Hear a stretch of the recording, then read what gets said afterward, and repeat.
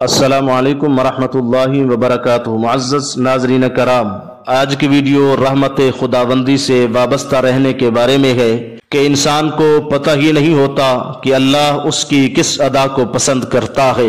اس بارے حضرت خواجہ معین الدین چشتی اجمیری رحمت اللہ تعالی علیہ فرماتے ہیں کہ ایک دفعہ میں حج کرنے چلا گیا اور وہاں مینا، عرفات اور مزدلفہ میں نے ایک ایسے شخص کو دیکھا جو بلند آواز کے ساتھ بار بار رب کو پکار رہا تھا اور لبیک لبیک کہتا جا رہا تھا، اور غیب سے آواز آتی جا رہی تھی، لا لبیک لا لبیک لا لبیک۔ حضرت خواجہ غریب نواز رحمت اللہ تعالی علیہ فرماتے ہیں کہ یہ سارا ماجرا اور منظر میں دیکھ رہا تھا، اور پھر میں نے اس شخص کے بازو کو پکڑ کر اسے بھرے مجمع سے باہر لے آیا اور پوچھا کہ اللہ کے بندے، تجھے پتہ بھی ہے کہ جب تو رب کو پکارتا ہے کہ اے میرے اللہ میں حاضر ہوں میں حاضر ہوں، تو عالم غیب سے آواز آتی ہے کہ نہیں تو حاضر نہیں ہے؟ تو وہ شخص کہنے لگا، ہاں معین الدین چشتی اجمیری، میں جانتا ہوں کہ مجھے جواب ملتا ہے کہ تو حاضر نہیں ہے، اور یہ سلسلہ پچھلے 24 سالوں سے جاری و ساری ہے۔ یہ میرا 24واں حج ہے۔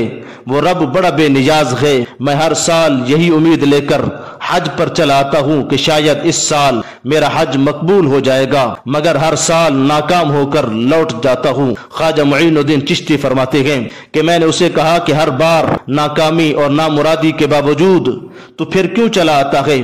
تو یہ سنتے ہی اس کی آنکھوں میں آنسو آ گئے اور وہ روتی ہوئی آواز میں گڑ گڑاتے ہوئے بولا، اے معین الدین، آپ بتائیں میں یہاں نہ آؤں تو پھر کہاں جاؤں؟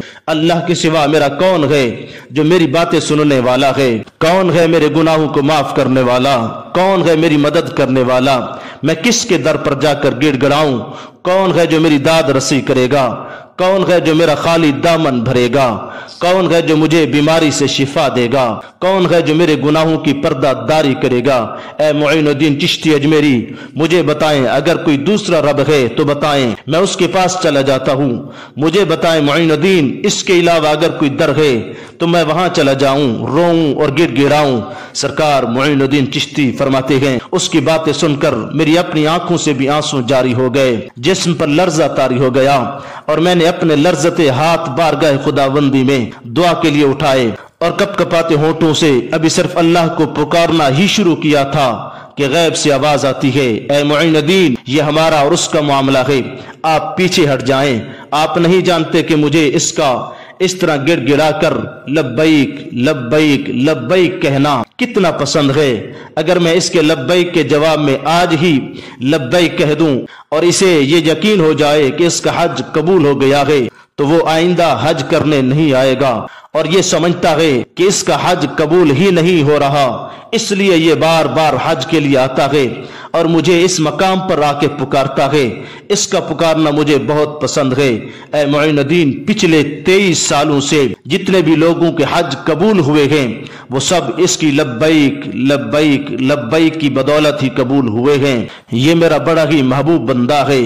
یہ نصیحت ہے ان لوگوں کے لیے جو گھبرا جاتے ہیں اور کہتے ہیں ہماری تو دعائیں ہی قبول کیوں نہیں ہوتی، اور صبر کا دامن چھوڑ دیتے ہیں اور منزل تک پہنچتے پہنچتے رہ جاتے ہیں۔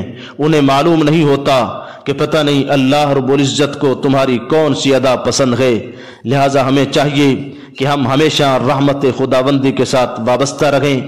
منزل مقصود ہمارے لیے جو بھی بہتر ہے وہی رب عطا کر دے گا، کیونکہ رب ہی بہتر جانتا ہے کہ ہمارے حق میں کیا بہتر ہے کیا بہتر نہیں ہے۔